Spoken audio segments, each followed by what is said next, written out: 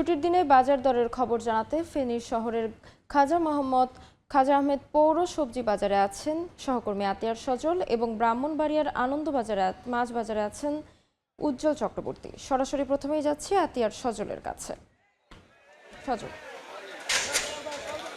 ফেনী জেলার সবচেয়ে বড় এই সবজির আড়তটিতে অর্ধশতাধিক আড়তঘর রয়েছে এবং এই আড়তকে ঘিরে কাকডাকা ভোর থেকেই মূলত সবজির যে পাইকারি বেচাকিনা সরগরম হয়ে ওঠে। এখানে জেলার উৎপাদিত শাকসবজি কৃষকেরা বা উদ্যোক্তারা যেমন এখানে নিয়ে এসে বিক্রির জন্য, আবার দেশের বিভিন্ন জেলা থেকে এখানে প্রচুর পরিমাণ শাকসবজি আসে এবং আজকের বাজার দর যেটা জানাচ্ছেন ক্রেতা বিক্রেতারা যে গত সপ্তাহের তুলনায় সব ধরনের সবজিতে ৫-১০ টাকা কমেছে এবং আবার দু একটা সবজির দামে কিছুটা বেড়েছে। যেগুলো এখন মৌসুম চলছে সে সকল সবজির দাম কিছুটা কম, আবার যে সকল মৌসুম নেই মাত্র শুরু হয়েছে তার দাম কিছুটা বেশি। যদি কিছু সবজির পাইকারি দর আপনাকে বলি, পটল বিক্রি হচ্ছে কেজি ৪৫ টাকা, চাল কুমড়া এক পিস বিক্রি হচ্ছে ২০ টাকা, পেঁপে কেজি ১৫ টাকা, করলা ৫০ থেকে ৬০ টাকা, মিষ্টি কুমড়া কাঁচা যেগুলো সেগুলো ৩০ টাকা এবং মিষ্টি কুমড়া পাকা যেগুলো ৪৫ টাকায় বিক্রি হচ্ছে, কচুরগাটি ৩০ থেকে ৩৫ টাকা, লাউ এক পিস ৬০ থেকে ৭০ টাকা, কাঁচা কলা বিক্রি হচ্ছে, কাঁচকলা বিক্রি হচ্ছে ৫ থেকে ১০ টাকা প্রতি পিস, বরবটি ৫০ থেকে ৬০ টাকা, দুন্দল ৩০ টাকা, শসিন্দা ৩০ থেকে ৩৫ টাকা। এদিকে আলুর দাম যদি বলি ১৯ টাকা পাইকারি দরে বিক্রি হচ্ছে, পেঁয়াজ ৪০ টাকা, কাঁচামরিচ বিক্রি হচ্ছে ৭০ টাকা, গাজর ৮০ টাকা এবং টমেটো ৯০ টাকা, ক্ষীরা ১৫ টাকা দরে বিক্রি হচ্ছে। সব মিলেই বিক্রেতারা যেটা বলছেন যে এখানে পাইকারি বাজারে সবজির দাম কিছুটা সহনীয় পর্যায়ে থাকলেও এইগুলো যখন বিক্রেতা খুচরা পর্যায়ে বিক্রি করেন তখন তারা তাদের যে ক্রয় বা কেনার থেকে অনেকটা বেশি দামে বিক্রি করে, যার কারণে খুচরা বাজারে গিয়ে কিন্তু এই সবজির বাজার কয়েক গুণ বেড়ে যায় এবং সব মিলেই কিন্তু ফেনীর যে সবজির বাজার আজ প্রত্যেক সবজিতে কম বেশি ৫ থেকে ১০ টাকা ১৫ টাকা কমেছে।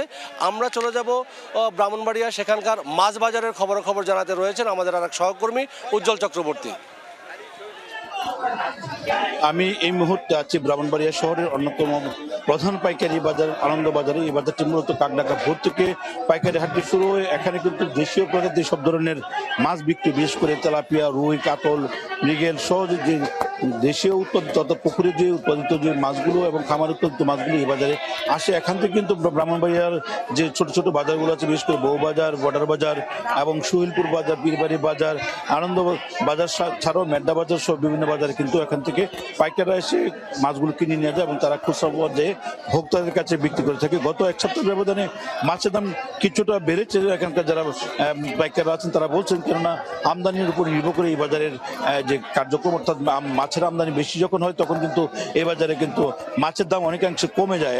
এখানে দেখতে পাচ্ছেন যে বিদেশি মাগুর এগুলো ১২০ থেকে ৩০ টাকা ধরে পাইকারি বিক্রি হচ্ছে, কোথাও আকার বেঁধে ১৫০ থেকে ৬০ টাকায় বিক্রি হচ্ছে এবং খামারে উৎপাদিত যে বড় আকারে কই মাছ সেগুলো বিক্রি হচ্ছে ১৫০ থেকে ৬০ টাকা পাইকারি ধরে এবং এখানে নদীতে উৎপাদিত কেসকি মাছ সেগুলো কিন্তু বিক্রি হচ্ছে। এবং এখানে যে হাটটি আছে এই হাটটি কিন্তু মূলত কিন্তু ব্রাহ্মণবাড়িয়া যে ছোট ছোট আঞ্চলিক যে বাজারগুলো বিভিন্ন এলাকায় মহল্লায় বিভিন্ন জায়গায় গড়ে উঠেছে সেই বাজারগুলোতে কিন্তু এই মাছগুলো বিক্রি হয়ে থাকে। এখানে আমরা কথা বলেছিলাম আড়তদারদের সাথে, তারা বলছেন রুই মাছ বিক্রি হচ্ছে ২৫০ থেকে ৩৫০ টাকা ধরে।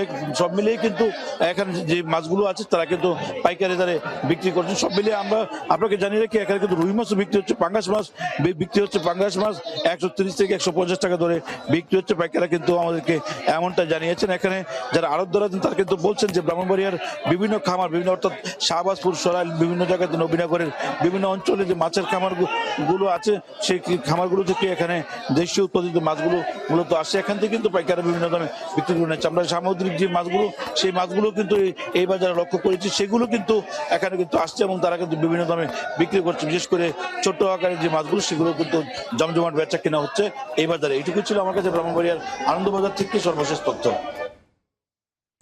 ফেনী ও ব্রাহ্মণবাড়িয়া থেকে সরাসরি যুক্ত ছিলাম।